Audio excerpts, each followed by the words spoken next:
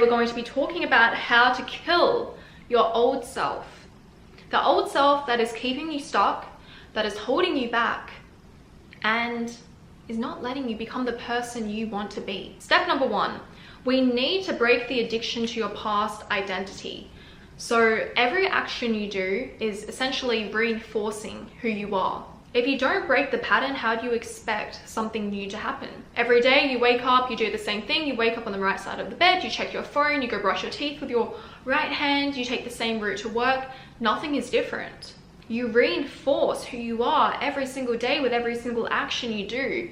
So if you want to become someone new, you need to break these patterns. And you need to start with figuring out who is it you want to become and what are the actions I need to take to get there. And then what are the actions I need to stop doing? I need to stop focusing on the past and instead focus on the present. Sometimes when we overthink our trauma or whatever something in the past happened, we're literally just anchoring ourselves to the past. But the past is done. So we need to focus on the now instead, because the present moment is the only moment that matters.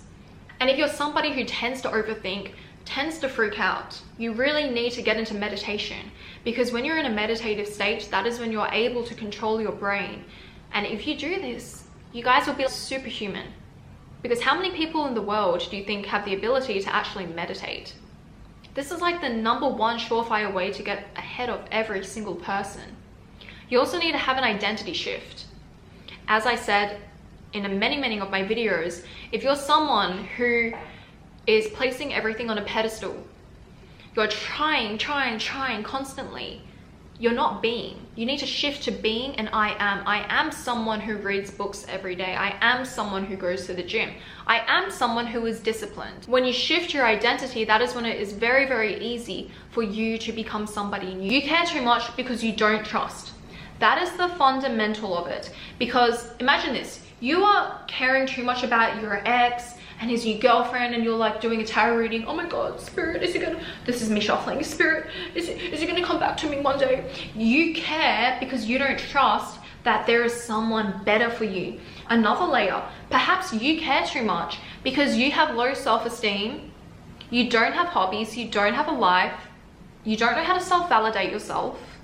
So you're relying on everything in your external world to tell you who you are, instead of you telling the external world who you are and what this external world is going to do for you. I tell a lot of my friends who obsess, you have low self-esteem.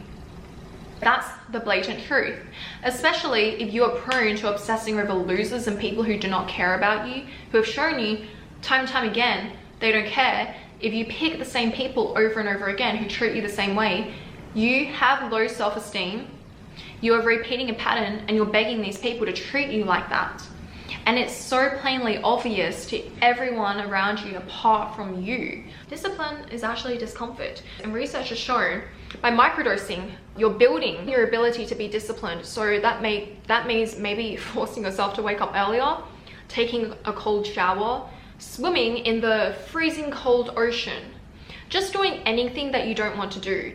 Did you know every time you put something off and every time you decide I'm not going to do this thing, I'm instead gonna give in to pleasure or doing something that's bad for me, you're literally training yourself to have lower and lower discipline. And as you get older, it's going to be incredibly hard to counteract this. So if you're under the age of 30, now is your time. Now is your time to get disciplined. It's not over if you're over 30, it just might be a little bit harder. Confidence and charisma, it does not stem from insecurity. If you are insecure and you are watching this video from an insecure point, from an insecure standpoint, just know energy doesn't lie. People can feel it. For me, for example, I've always been confident. People always told me I was charismatic, but the past few months I've become like a little bit depressed. And you can probably tell in this video, but like my energy's off. And even if I try to cover it up, I can't. My energy, it doesn't lie. And I notice that in other people. I can tell really easily if someone is faking it, or they just watched one of these videos, how to be charismatic and confident, because it's not coming from your heart. It's not who you are innately. And if you're pretending to be this person you're not, people can see through that. And if they can't see through it, it's going to last a little bit, but it won't last that long, the effect. So I want to say to you, number one, you need to stop being insecure. Stop letting yourself down. We let ourselves down all the time. You snooze that alarm, you're letting yourself down. When you don't do the thing you said you're going to do, you're letting yourself down. When you constantly let yourself down and then you set a goal for yourself, your brain already knows you're not going to achieve it because you don't even trust yourself to. You let yourself down every single day in all the little actions you do. Your brain's like, yeah, we're not going to achieve that big goal because we can't even get out of bed when we say we're going to get out of bed. So stop letting yourself down.